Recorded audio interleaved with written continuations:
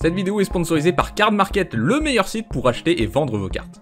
Aujourd'hui je vous régale, c'est 10 cartes que presque personne ne joue et qui sont secrètement trop bien. Vélocipède tonitruant, tu sais que si la carte vient Desert Drift, elle est déjà obscure.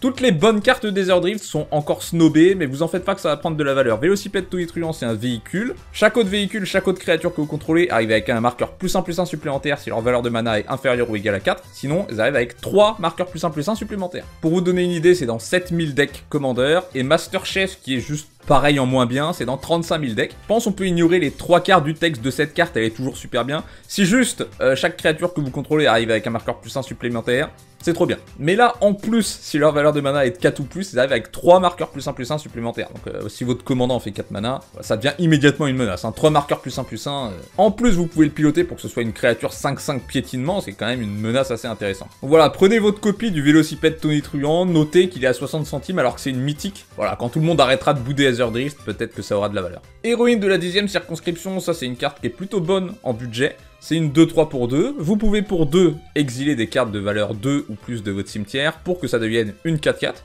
avec la vigilance. Une fois que c'est une 4-4, vous pouvez payer 3 et exiler des cartes de valeur 4 ou plus de votre cimetière. Et là, ça devient une créature légendaire 5-5 qui donne indestructible à toutes vos autres créatures. Donc je vois ça un peu comme une Avacyn budget. C'est pas tout à fait le même effet puisque elle-même n'est pas indestructible et c'est juste vos créatures qui ont indestructible.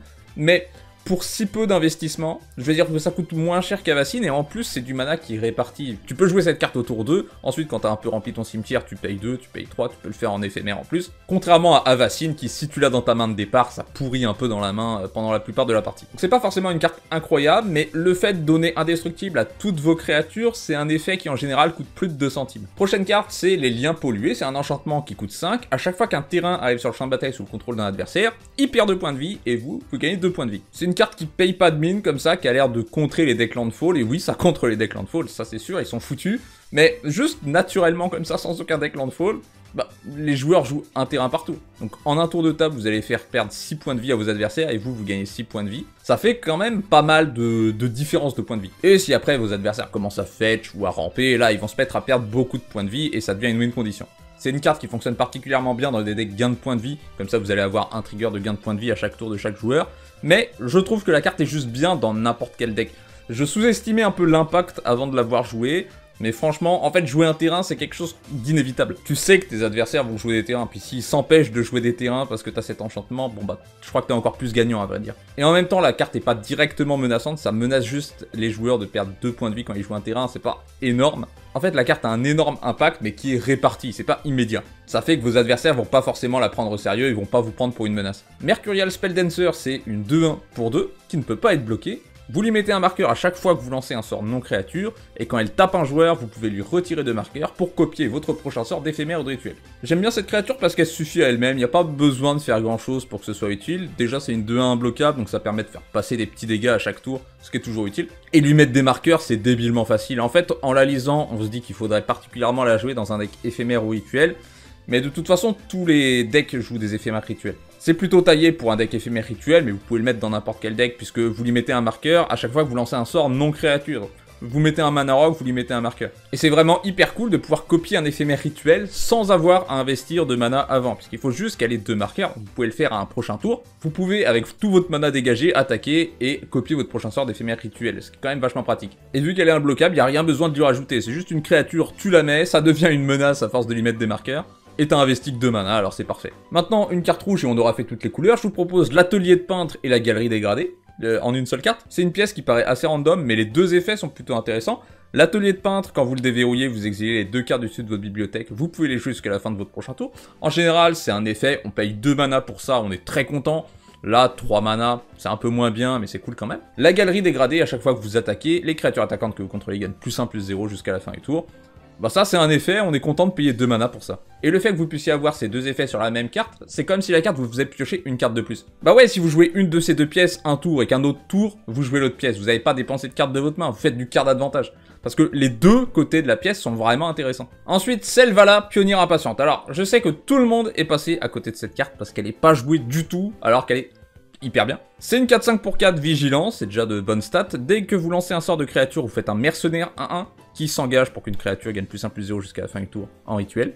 et vous pouvez engager celle-là, choisissez une couleur, ajoutez un mana de cette couleur pour chaque force différente parmi les créatures que vous contrôlez.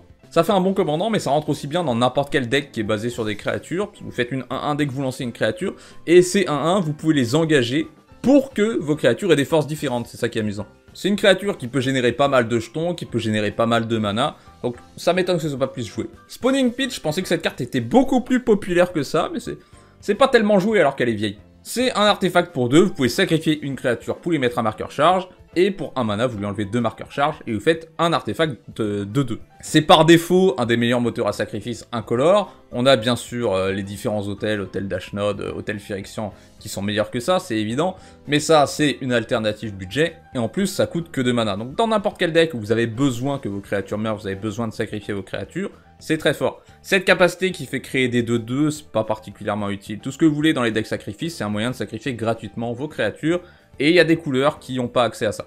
Ensuite, on repart sur le vert et on repart sur les marqueurs +1/+1 avec la Ruspex Tyrannide. C'est une de 2 pour 4. À chaque fois qu'une autre créature meurt, vous lui mettez un marqueur +1/+1, et vous pouvez l'engager, lui retirer X marqueur +1/+1, ajouter X mana de la couleur de votre choix.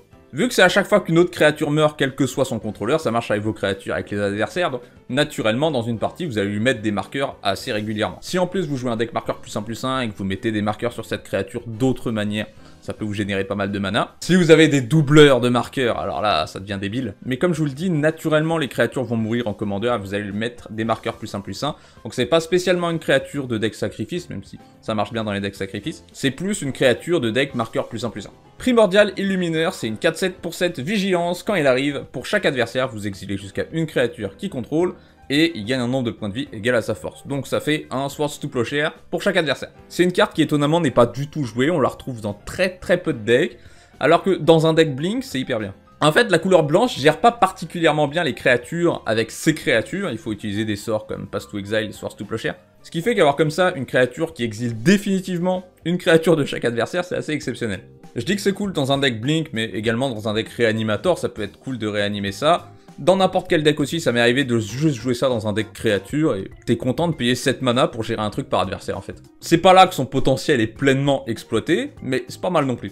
Et pour la dernière carte de cette vidéo, vous avez la version noire, et on repart sur Aetherdrift. C'est l'épave démoniaque, un véhicule 4/3 pour 7, mais qui coûte un de moins pour chaque artefact que vous contrôlez. Quand il arrive, pour chaque joueur, vous pouvez détruire jusqu'à une créature que ce joueur contrôle, et si une créature que vous contrôlez a été détruite, vous mettez 2 marqueurs +1/+1 sur ce véhicule. Vous avez compris, vous n'êtes pas obligé de détruire une de vos créatures, la plupart du temps, vous n'allez pas le faire, mais si vous avez un petit jeton 1/1 et que vous voulez avoir une 6/5, pourquoi pas. Je vous ai dit avec la créature juste avant que gérer une créature par adversaire pour 7 mana, c'était pas si mal. Et bah là, c'est pareil, mais vous pouvez payer moins de 7 mana. Si vous jouez un deck artefact, alors là, il vous faut 7 cartes, puisque vous allez juste payer 1 mana. Si vous jouez pas un deck artefact, peut-être que vous avez quand même pas mal d'artefacts, que vous rampez beaucoup avec des cailloux, et que l'épave démoniaque va vous coûter 4, 3 mana. C'est encore une carte qui a été snobée parce qu'elle vient des Aetherdrift, mais honnêtement, elle est incroyable. Et c'est tout pour cette vidéo, j'espère qu'elle vous a plu, merci d'avoir regardé, et merci aux membres qui soutiennent la chaîne. Vous pouvez devenir membre en cliquant sur rejoindre, vous aurez accès à tout un tas de vidéos, à certains avantages que vous pouvez découvrir. Sinon, abonnez-vous, rejoignez le Discord si vous voulez parler de Magic ou jouer à Magic. Je vous dis à la prochaine.